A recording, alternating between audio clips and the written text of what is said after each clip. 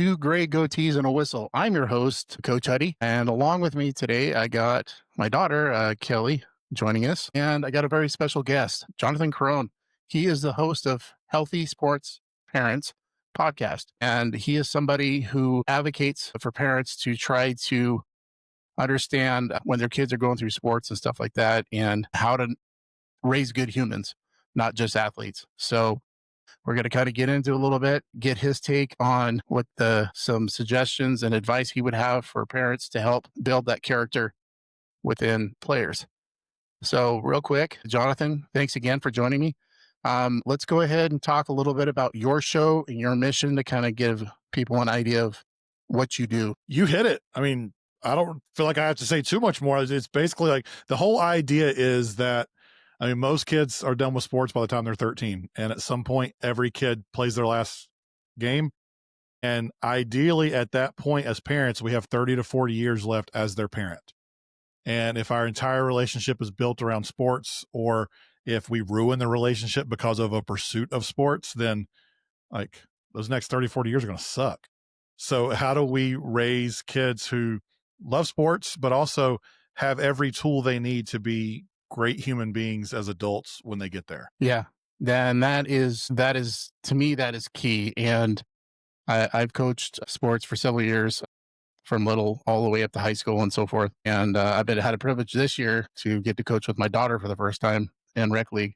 So that was fun. Kind of flipped the script there. She got to be a head coach for one of our local rec teams for softball. So it was fun. That's really fun. Yeah, it is. So let's going to go ahead and talk about a little bit about, we love competition. We love winning.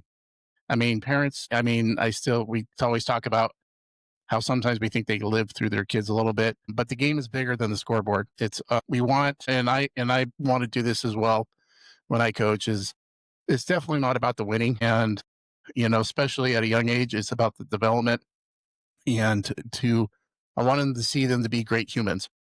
And for me, after high school and they graduate and stuff like that, and I see some of my former students and they're out being successful out in life, either raising a family, they're got a job, they're having a family, everything else is, to me, that's success. And, but obviously I think the sports help build that. And I think there's a healthy way of doing it and not so healthy way. So let's talk about advocating for the mental health of the game and character-driven youth. And we'll focus a little bit about empowering parents to support growth and help them find joy for not just the kid, but for the parent as well. And so let's kind of get your take on it. So I guess open question might be, before we dive into the culture, let's take back to you, how you got introduced to sports. So kind of give us a little bit of background. When did you get introduced to sports at a young age, and what led you to where you're at now? My first memory of sports, I think, is Chris Webber calling a timeout in 1993 against Carolina basketball, the national championship game. I think it happened too late. I would have been 6.5 years old at that point. So I just remember watching it on tape and seeing that Carolina won the national championship. And as a Carolina fan at the time, that was huge. And then growing up in North Carolina, obviously TBS, the Braves of the 90s. So that Braves of the 90s, watching every night, waking up on, I forget the channel, it was channel 18 on my cable. I could watch Orioles reruns in the morning before school. So I'd go to bed watching the Braves, I'd wake up. And so I was just the kid that loved playing everything. And I was marginally average at best at everything. And I just loved playing.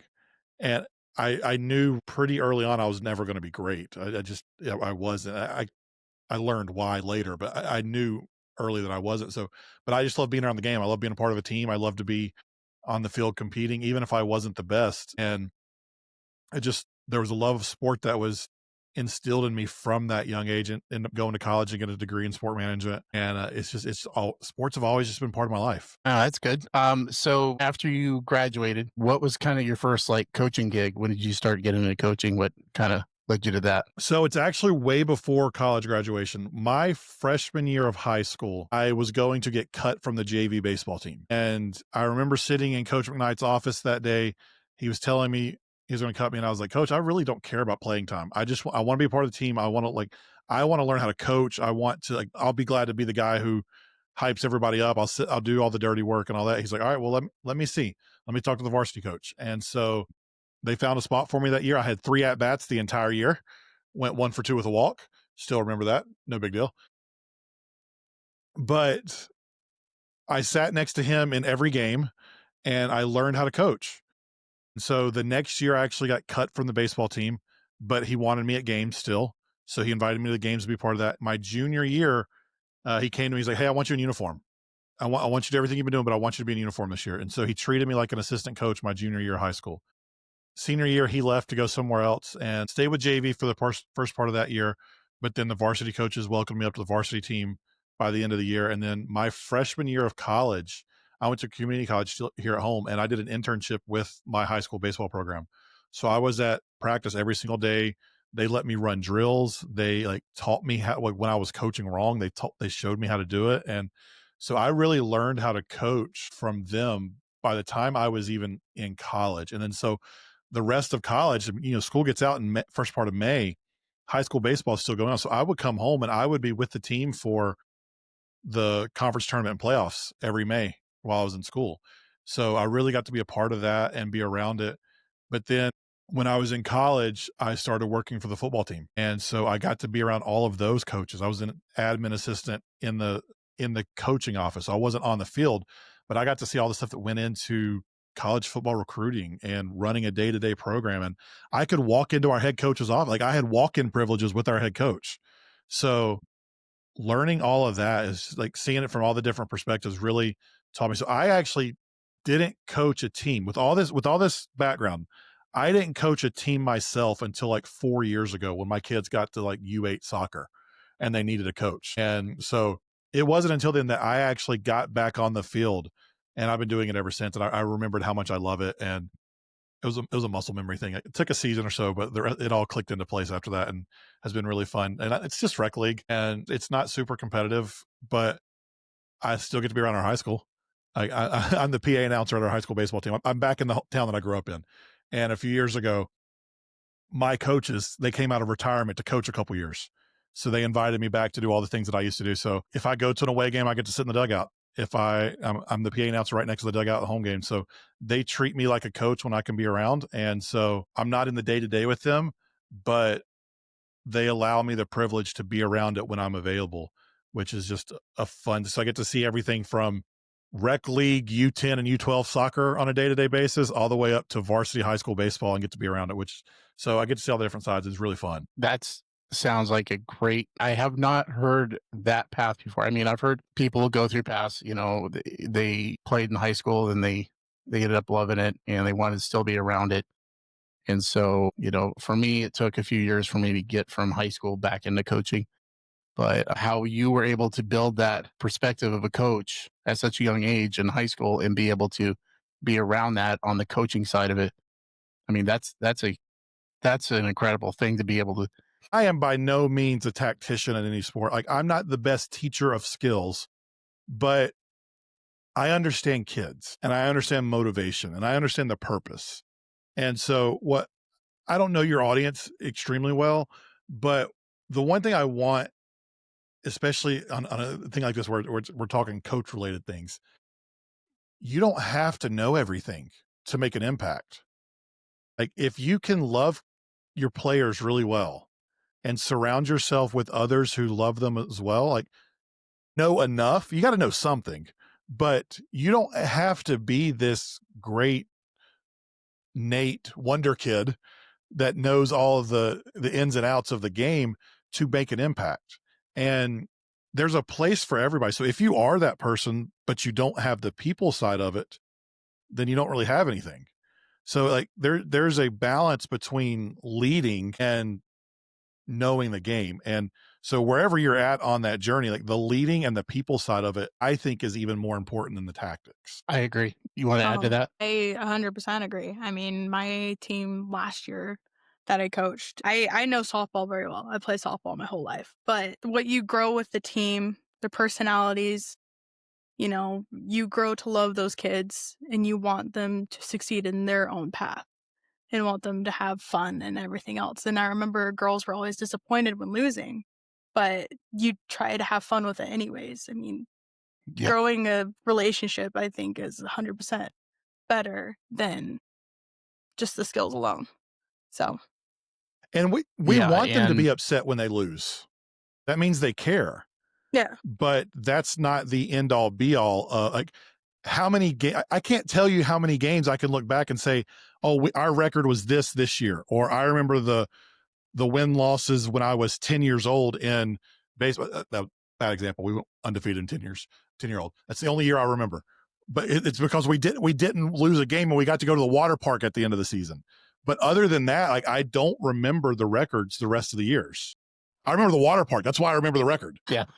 Yeah, and no, when it comes to the coaching, like you said, it's the building the relationships part. And if you've so I got a friend of mine who this year we worked at the same school. He went to a different school, a different town, not too far away, and it's a even smaller school where I'm at, where I teach and stuff. And so he got asked to coach middle school fall soccer, and he's never been around soccer his entire life, like Ted Lasso. he And kept asking me questions, and yeah, I'm like, I could help you, but so my daughter, so Kelley, she did it her sophomore through her senior year. She played soccer, and I know that he would like try to ask her questions, and then he was able to get his daughter-in-law and this other guy who at least had a little bit of knowledge and stuff like that, and they came and were able to do the drill section part of it. But he's coached for probably 30 plus years. He's done football, basketball, baseball, so he's been around coaching. So the organization and understanding the importance of development, the relationship building, all that stuff he knows. And so he did it. And it's funny because they favor our soccer's in high school is in the fall, middle school usually does it in the spring. But at their school, there's a few teams, a few schools in the area that do like a fall, like they play like 4 or 5 games. So he got asked to do that. But he was definitely trying to figure the game out because there's so many different nuances, understanding offsides and all the other everything else, and that there's actually strategy and stuff to soccer. So he kind of struggled with that, but he's been around the game, and so he knows. So like what you were saying, it's just like you don't necessarily have to be a tactician to be able to coach, but it's always building that relationship. and I also want to add, I mean, when you build a relationship with your players, I feel like they have more comfort and are willing to come to you for questions with anything. And it doesn't even have to be sports related. I feel like when you grow that relationship, it's same with teaching. They're when you build that comfort zone, they're able to ask you those questions. I loved how you bring up Ted Lasso, man. I was like, honestly, one of the reasons why I started a podcast was I watched the season, there all 3 seasons, and I was like, dude, that's the way to go about it. So, My kids that I coach, I'm like, hey, what are the 4 things I sorry. want you to do every game? Play hard, play smart, play together, have fun. But I mean, the hard, smart together, that's the Carolina way. It's always been, but Ted Lasso made it even more famous with the way he coached. Like, play hard, play smart, play together. Like, if we do that, we're going to, even if the scoreboard doesn't end up in our favor, if we play hard, we play smart, and we play together, then we have had success that day, regardless of what the scoreboard says. Yeah. Yeah, I agree with that. You know, for instance, this year when me and Kelley were coaching this summer, there was this girl and she was pitching, she was struggling. And in our league, it's a rec ball, you know, a lot of these girls are not playing travel ball or anything like that. So it's just for fun. But, the kids take it pretty seriously at that age. Or we had 11 through 13-year-olds, 11, 12-year-olds, something like that. And she's just out on the mound and I'm always about body language, like, hey, come on, and she just looks at me and she pulled this whole Talladega Nights, Ricky Bobby, like, if you're not first, you're last. And I'm just trying to explain to her. I go, no, no, no, you got to understand, we're here to have fun. And she's just like, no, we're losing. And, the season as we started out, we weren't winning, which was for us, it was about the development and try to make the kids understand that it's not how you start, it's how you finish. If you can show growth and improvement through this year, that's a win. And that's what we want. And then when the rec league tournament came along, they actually did pretty well. They grew a lot that season. I Oh, was man. impressed with them. I was happy for them by the end of it all. We took Love those girls. They were sixth fun. place out of 12 teams. I don't know, something like that. They made it pretty far. They made it pretty far. How far they've went this for season. not winning anything for the first 5-6 games too. We started winning a couple, started figuring it out. Kids were building confidence. And that, I mean, that was it. That was the fun part, is the development and watching that happen. So that's what I loved about it. Yeah. All right, let's move on just a little bit here. On your side, how do you focus on trying to build a better human or a better person? What's some of the stuff that you do to try to get your players to be better people? I mean, there's a few ways that I could go here, but I mean, to take this silly Ted Lasso stuff, like if I can teach kids to play hard, play smart, and play together, then in the process of that, they learn what hard work looks like, and that they have to put work in to get a result out that they want.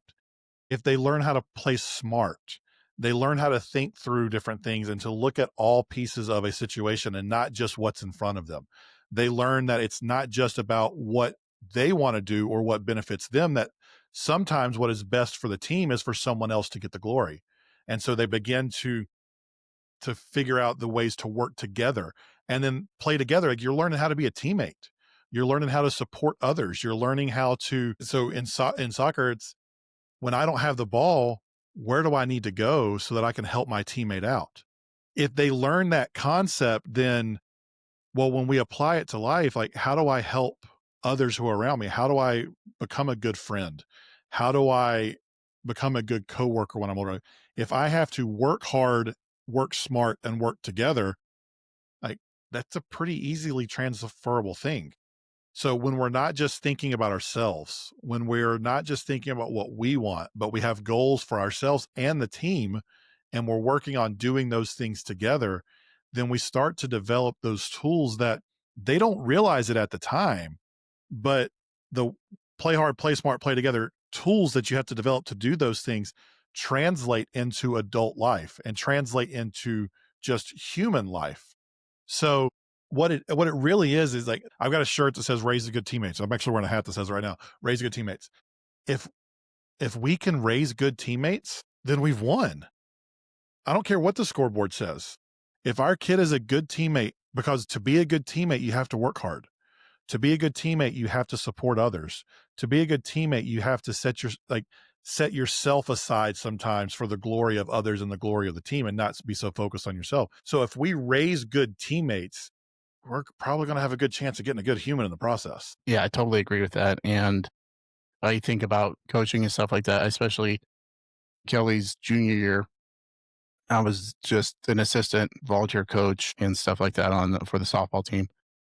I never was a head coach for Kelley, I don't think, was I? Never was. So I was always, I always tried to, I mean, I was there, to kind of, help things and stuff like that, but I never was the head coach, because that whole, you talked about it, I think a few weeks ago, about daddy ball, so, Yeah. It's a weird so dynamic. for me, it was, yeah, it's a weird dynamic. Yeah. So with her, she was not number one. She was not number two. She was not number three. She was 8, 9. And so, but that team learned how to work together, and we found success. And the softball program had only been around for 6 years, and we got state, made state championship that year and took second. But it was those sacrifices that those kids made. My daughter learned how to be a slapper and slash hitter, not slap, sorry, slash, where, and she's somebody that had power, but she was also struggling hitting the ball. But she learned that, hey, I got to do this for my team. And she did not have any pride about it. It was not like, well, if I'm not swinging for the fences, or if I'm not hitting it traditionally, then, I don't want to be here. So she learned that sacrifice. We had other girls I had to coach a girl this year who was struggling with that. And Yeah. I was like, I mean, it's not the worst thing that you can't hit the ball. Sometimes you get in those slumps. I got in those slumps a lot in high school. And being able to adapt and everything, if you're willing to adapt to something else and come back to that and start from the beginning, I think you're better off anyways. Yeah. And So, it's learning to struggle. And that's the next thing I kind of want to talk about a little bit, is about that in sports, especially in high school, in anything in life where we can let kids struggle and fail. Sports is the best thing for it. And I think, we talk about, with parents sometimes, we got the lawnmower or the helicopter parents, where they try to make everything easy for them. We talk about, well, if, with the travel balls, that stuff that goes on, well, if I can't be on this team, I'm going to go to another team. Or we even have it in high school and middle school sometimes, like, well, I'm not starting here or playing here. I'm not getting what I want here. I'm going to go to another school over here where I might have an opportunity. So, letting kids face any kind of adversity, sometimes that parents can be that own worst enemy to that. What are some suggestions that you would have to help parents understand that this is a safe place to struggle? How would you address it? How would you word that, or what would be your advice? So I'm glad you changed your wording, or added to your wording at the end there, because you originally said it's the best place for failure, which I agree. But the reason it's the best place is because it's the safest place. There are no long-term consequences for a kid failing in youth sports. There just aren't. Like, if they mess up, they got another game next week, or maybe even another game today. And so allowing if a kid was meant to go Division I and they make a mistake, one mistake is not going to keep them from going Division I. So there is nothing that you can't bounce back from in youth sports.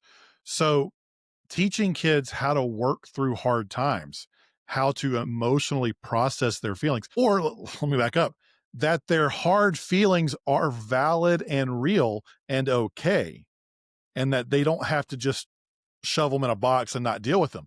Like, you're going to experience things in sports that mimic real life. Like, the one example most recent in our house was my son went to the skills evaluation for third grade basketball. And he only played 1 year in first grade, and he was super nervous because he didn't know how he would do. And so when we got there early, and a bunch of these kids are just playing pickup on the court, and he's sitting right next to me because he's a little too nervous to go out there. And the skills evaluation was dribble down right-handed layup, dribble back left-handed layup, and then 5 shots around, kind of an around the world type thing. And he, I think the order, he went 7th. So like, he's standing there in line and he's watching kids, and like, I can tell he's nervous, but he's seeing some of these kids not get it perfectly right either. So I could see, like, okay, he's nervous, and inside of me, I'm just wanting to save him, because I don't want my third grader to experience this uncomfortableness. But then it's his turn. He goes down, he makes both of his layups and 3 of his 5 jumpers. And the look of pride on that kid's face, because I didn't save him from an uncomfortable situation. I let him be uncomfortable. I had to sit in the uncomfortableness, and I let him do something. And then when they did a little 5-on-5 towards the end, he was part of the first 10 kids that was picked to do it. And he did pretty well in that. And he's smiling the entire time. Overall, ultimately, that situation didn't matter at all. There were no stakes at all that day. He was going to get put on a team. We paid for recreation basketball. He was like, the worst that could have happened was he could have embarrassed himself a little bit. But he went through a hard time. And you know what we've been doing at home all the time now? Shooting in the backyard. Because he did something something he didn't think he liked, he's now asking to do all the time. And then, so let's fast forward. I know a kid who right now, he's a freshman in college at one of the top Division II baseball programs in the country. And he got cut from the middle school baseball team in 7th grade. His parents had to let him go through that experience. They could have tried to fix it, but dad had played in college. Dad knew that some things needed to change. And so getting cut in 7th grade was the thing that ramped him into gear. He started asking dad to take him to the batting cages. He started asking dad to do all this stuff. By the time he was a sophomore, he was starting on varsity. So 8th grade, 9th grade, varsity starter. Didn't make the team in 7th grade. But because he went through that hard time, it taught him and it showed him what he wanted out of baseball instead of dad having to do it for him. So, but mom and dad, they could have fixed it. They could have transferred to a different middle school. They could have talked to the coach and tried to get him on the team, but they let him go through the hard time. And it's just, I go back to what I said at the beginning. Sports are the safest place to fail because there are no long-term consequences. So the risk reward is insanely high. There's no risk in letting your kid fail, but the reward, if we do it right, can teach them lessons that will stay with them through their entire life. Yeah. I loved how you brought that particular incident. It reminded me of the Michael Jordan story, how he got cut and then how he worked himself and then ended up becoming the best player to ever step on the court. That's just my Growing opinion. 9 inches in 2 years didn't hurt. No, that doesn't. And I think some people forget that there's also development that comes into that. I mean, somebody who starts out in school who's 5'8" and they've grown up maybe to 5'9", it's a little bit different than when you get a huge growth spurt like that. That obviously helps, but still that adversity they had to face. And so you talked about you personally, and I was like this too. I was just as guilty that when you have your kid trying out for something or do something, you feel that fear too. You get scared for him because you know what it's like when you fail, and you know the feeling. How can we help parents get past that? How can we help them understand that it's okay? And you brought up how you not stepping in for your kid and how he figured it out and he found his own little success there, and he found out that he found his joy, I guess. How do we help parents understand that please keep your hands off them, please, as best as can, and just let them learn through this? What would be your suggestions or your advice? There's 2 sides of this coin, and I think both of them are equally as important, but each side doesn't necessarily apply to every person. So on the one hand, there's the want to protect the kid portion. And I think with that is just a reminder that, like, our kid going through hard times is good for them, that sports are a safe place, that they can experience this and be okay. And mom and dad, you can lead your kid through the hard time. It's going to hurt. And a lot of times we try to protect ourselves because we're like, we don't want to see our kid hurt, but we also don't know if we can walk our kid through the hurt. So I just like, mom and dad, you can walk them through it. You can walk with them through it instead of walking them through it. So I think knowing that they're going to be safe and that you can help them through it is one side of it. But then the other side of it that happens, I would say just as much, is this idea of a fear we have that our kid's performance is a reflection on us. We are scared that if our kid doesn't do well, then other people are going to think we're not a good parent. And that sounds a bit ridiculous when you say it out loud, but given the sports culture we have right now, you can kind of see how it happens really quickly without us even realizing it. So what I just want parents to know is that your kid's performance is not a reflection of you. You're not a better parent if your kid performs well, and you're not a worse parent if your kid doesn't perform well. So letting them go through that hard time, you don't have to be embarrassed because of it. You don't have, like, it's not a reflection of you. It doesn't mean that your kid is any less than. It just means they're at a different place in their journey. Like, you could have a kid who hasn't hit their growth spurt yet. And like, it's Michael Jordan in 10th grade. Like, he's 5'9". You can't play basketball at Laney High School, a 4A school in Wilmington, at 5'9". It's just, the school's too competitive. That wasn't a reflection on Mr. and Mrs. Jordan because Michael didn't make it as a sophomore, didn't make varsity as a sophomore. So he put in the work, he grew. And so his successes also weren't a reflection on them. As a human, and the way he treated people possibly could be a reflection of you. But the athletic success or lack of success, failure, that's not a reflection of you. It's just your kid's journey. It's not yours. Yeah, and I totally agree with that. So what are some, when they get into 2nd, 3rd grade, 4th grade, moving in upper grade school, middle school, how do we have parents set goals that have nothing to do with stats and playing time.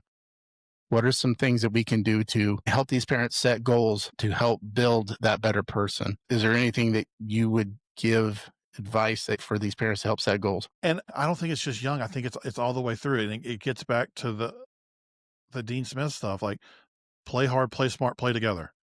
Make your goals effort-based, not outcome-based, because we cannot control outcomes. Nick Saban has a quote saying that outcomes are a distraction. All we can control is effort. All we can control is what we do. So can you be a hard worker? Can you be an encouraging teammate? Can you be a coachable kid? Like, if you do those things, you may not have the most talent, but there's probably going to be a place for you on most teams. Like most coaches, maybe not in a pay for play club setting, but most coaches want to have that person around who's going to work hard, who's going to encourage others, who's going to be coachable. And it might be my side of the journey where your playing days end a little earlier, but you become like a manager, student assistant type of thing. And you get to do things on a completely different level and still impact the team in a different way. But effort is so much more important than outcomes because effort is controllable. Let's make another Ted Lasso reference. Outcomes are poopy. Like, we can't control them. Like, we just can't, but we can control how we approach things. So if we can teach kids to control the controllables, don't let the referees or the umpires get in your head. Don't let what the other team does bother you. Like, go out and do the things you can control. And the crazy part about that is when you learn that, you typically become a better performer as well. That's not the goal, but it's a byproduct. Yeah. And I agree. When I coached, I know for me, I'd rather have 11 players out there that who show effort and have less talent than me having 3 or 4 players on a team who might be gifted but are selfish. And it doesn't matter if they're winning or not. If the mentality is very selfish, it's a turn off for me. And because I want good people, I want my coaches to be good people, and I want that around me. I'd take 5 or 6 inexperienced coaches that are good people, have good relationships, then pull somebody who might have played at a D1 school or at a professional level that doesn't know how to build relationships. Because like you said, I think that's the important part. Let's kind of move on a little bit here. Let's talk about a couple simple ways to reinforce character and confidence at home. So I'm going to give you a list of things that happen. One thing that is always the car ride after a game. Bruce Brown, guy who started Proactive Sports. I don't know if you know Bruce Brown. The car ride question was brought up, and he's somebody that's, if you ever get to listen to his stuff or see any of his stuff, he has a lot of little books and stuff on coaching, proactive coaching. I would recommend checking him out. The car ride question, your kid, especially and this goes for any sport, but I'm going to use football just because football is usually once a week. And I know when I played after the game, I was exhausted. On the car ride home, the last thing your kid wants to hear about is hash out the game they just played. To me, on the ride home, I want to make sure that my kid, hopefully I did this with you, we didn't really want to talk about the game. I didn't want to talk about the game, but because they don't need to, their body needs time to rest and recover. They don't need to rehash what they just did. They know exactly what happened during the game. And so when you're in that car ride and you want to talk about plays or what the coach did, especially if you start undermining what the coach is doing, I don't think that's healthy as a parent. What are some guidelines you would have on a car ride? What are some questions that maybe you would recommend having with a kid or give advice to parents about how to ask the right questions, I guess, on a car ride? So I want to take what you said and expand a little bit. I will say most kids are what you just described. There are kids who want to talk about the game and they want to verbally process it.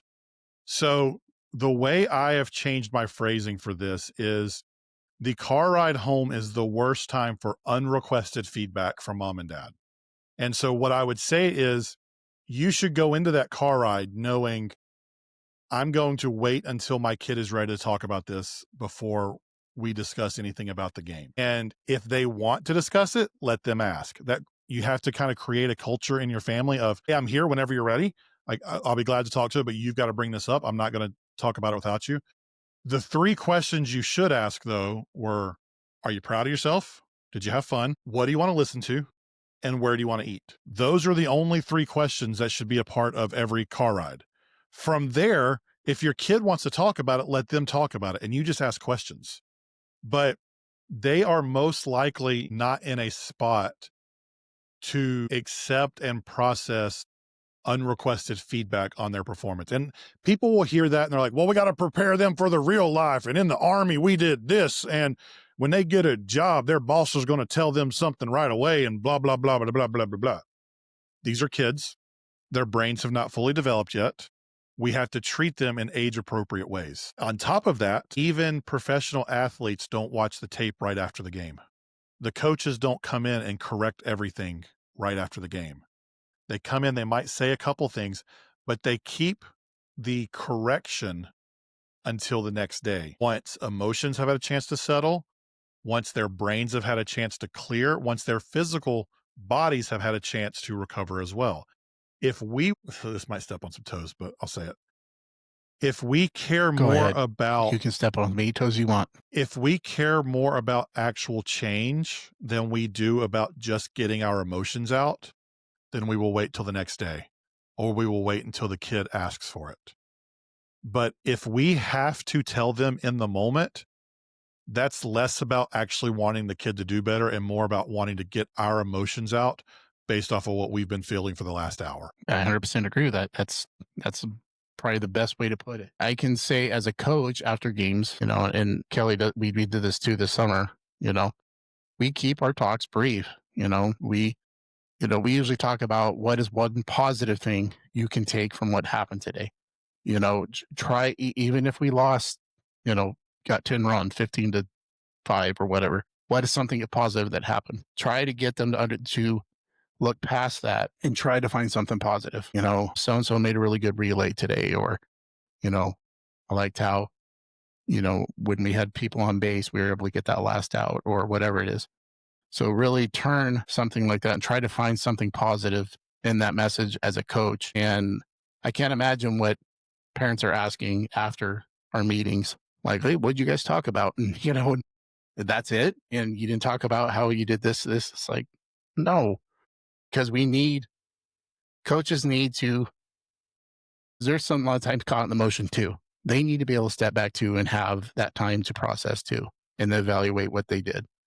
And so you need at least 24 hours to debrief, unwind, kind of get yourself back to where you're not so emotional, whatever the outcome is. And, and it needs to go the same for parents and everything else. So you need to be able to step back, like you said, give your kid time so they get to that point where they are comfortable talking to you if they want to about something, especially when it's sports related. Anything you want to add, Kelley, to that? I 100% agree because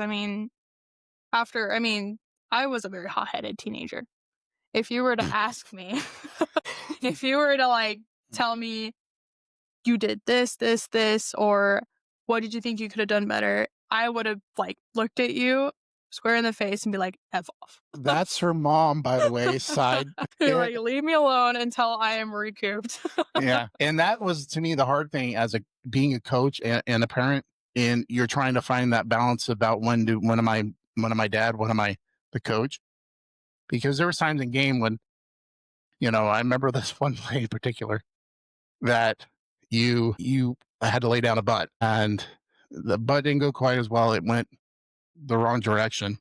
And then we weren't able to, the runner that we were supposed to try to advance, so they got out. Well, she had a kind of a bum knee, but she was trying to play through it. Well, she's not exactly the fastest person. She'll tell you, but she got thrown out. So they basically got a double play off the butt. And I remember she came off and one of the other assistants knows a lot about the game, more than anything I would do. he could tell that he was kind of hot, but I kind of got in there first and kind of pulled her out to his head. And I remember saying something to her like, if you cannot play, you need to get yourself off the field. Don't try to, you're being a detriment to the team right now because you're so finding that balance of wanting to be a parent and a dad and keeping that emotion. I mean, that is something that's a whole other conversation, a discussion. Yeah. Yeah, that's so hard. Yep. Yeah. So for you in that situation, because you got to coach your kid, and obviously, I mean, what age are you coaching right now, or what age were you coaching soccer and stuff at? My daughter's U12, my son's U10. So I've coached both of them. Okay. So do you ever get to that point where you got to figure out when I'm coach versus okay, now I'm dad? Have you ever had that conflict happen before during the game? Oh yeah, I didn't coach my son this past season because back in the spring we had a game where it's rec league, and everybody has to sit out at some point. He had a play where I felt like he didn't go. A couple plays where I didn't feel like he didn't go for the ball. So like I crouched down next to him. I was like, "Hey, buddy, like I need you to try a little harder. There were a couple balls you couldn't." I am trying. He looked like he was almost about to cry. So I was like, "Crap, he's seeing dad right now. He's not seeing coach." So I walk over to my assistant coach, who is a Marine and the fire chief of the next town over. I'm like, "Hey, dude, I need you to coach Owen. He's not listening to me right now. Like I feel like he gave up on those balls. I just need him to try a little harder." Mike walks over to him. He's like, "Owen, if you don't try any harder, I'm going to kick in the balls." Dad couldn't say that. If I couldn't. So then Owen goes back in. He plays harder. He goes out and gets a goal. And I don't care about the goal. It's the effort piece of it. But like he couldn't see me. And so I realized he needed a different voice. So I stepped away from coaching him this fall.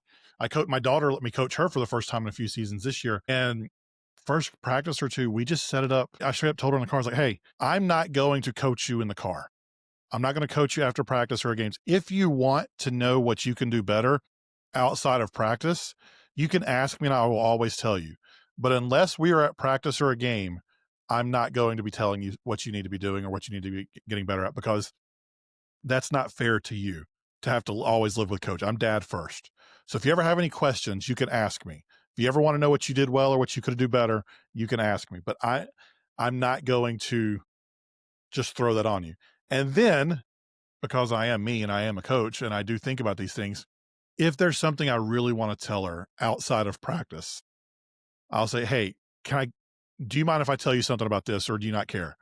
And then I have to respect what she says, because it's her life too. It's not just about what I want to do. And as her dad, I am creating more trust in the relationship by honoring what she wants to talk about than forcing sports into it, because I care more about soccer than she cares about it right now, because I love soccer more than she loves soccer. She's starting to get the bug, and she's starting to like want to watch some more stuff and want to play more and want to do some stuff outside of practice, but she's not there yet.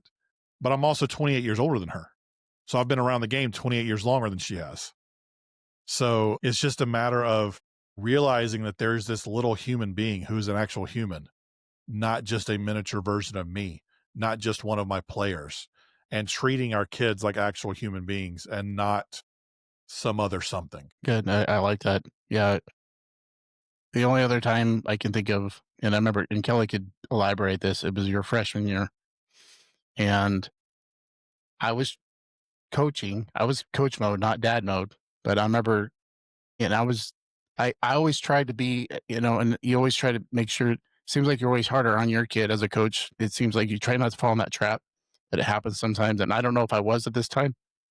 I remember saying something, and she kind of gave me that typical teenage roll her eyes. Like if we weren't in public, I'd probably be violent. No, I'd probably say a few things to you about rolling your eyes at me.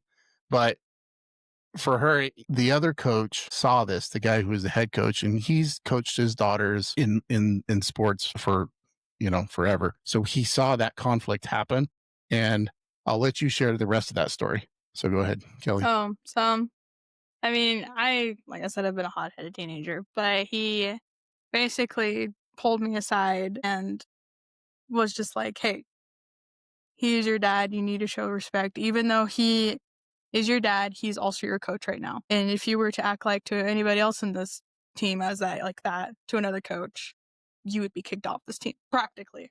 Because he was just like, he's like, I know it's a hot-headed thing. I know he's your dad, but you also have to show him the same respect. And I was like, it was fair enough.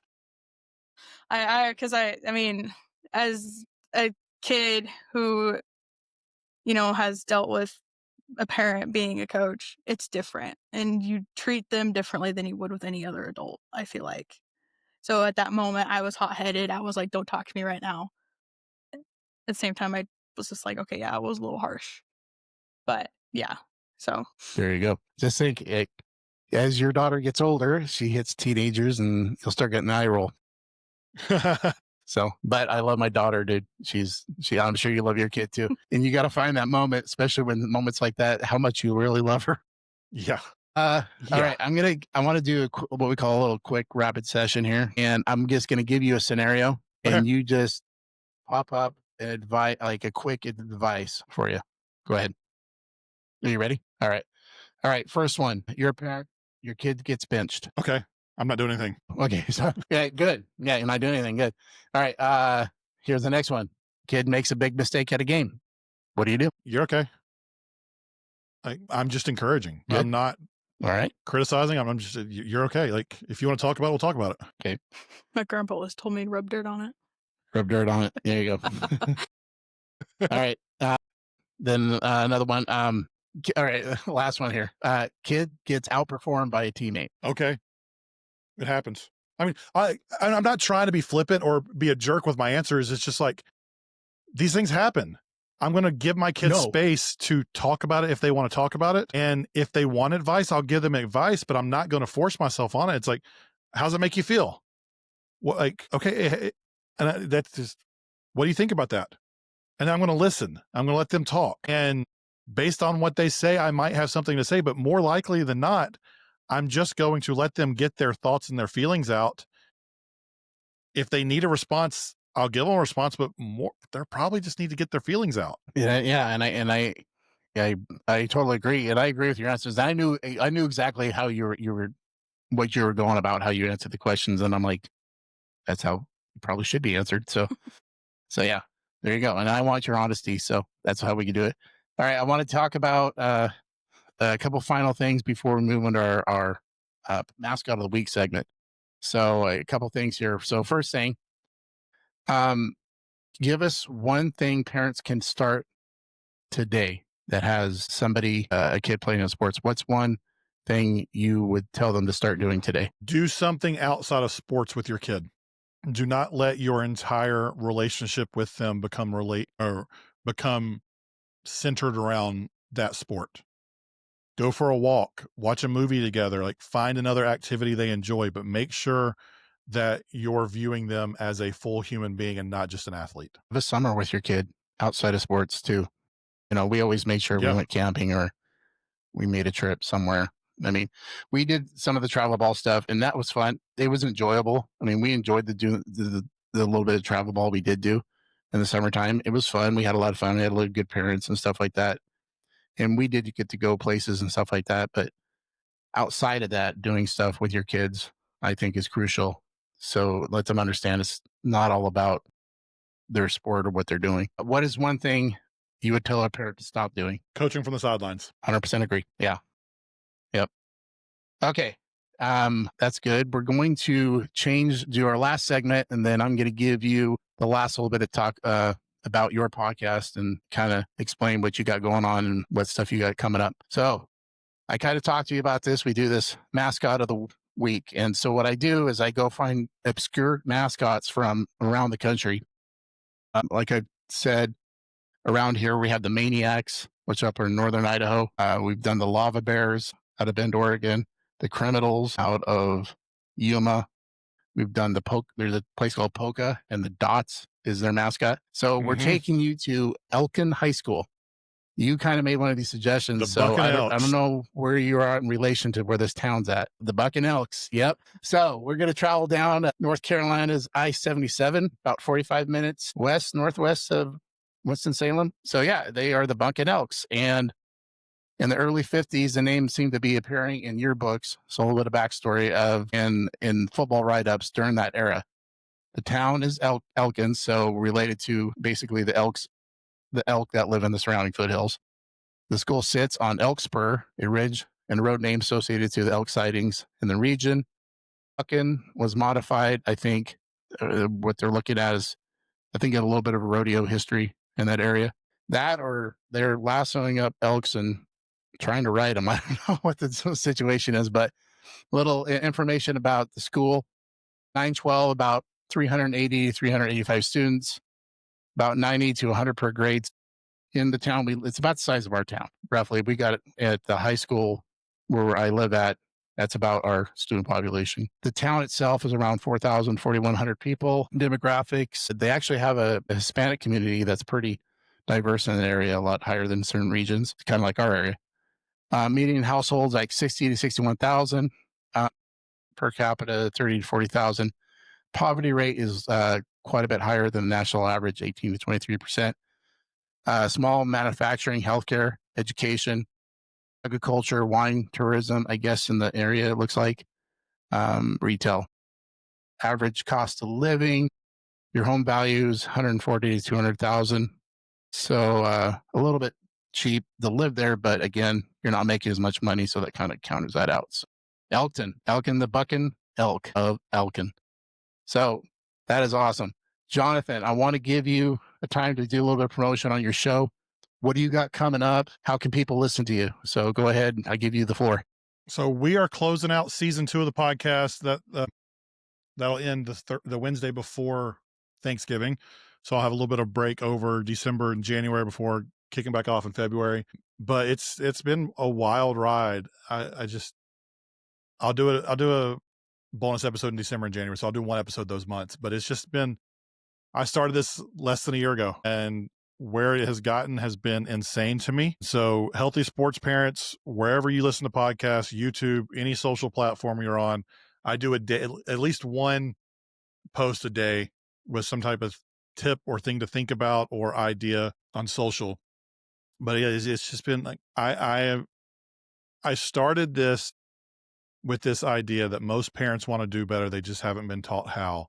And I am more convinced than ever that that's true. And for those of you who are coaches, the toxic side is the minority. I'm convinced that most parents are pretty solid to good.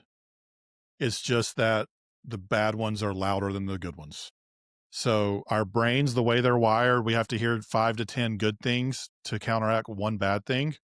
And so if you've got one bad parent, it's going to feel really tough. But my encouragement to you would be to cling to the good things.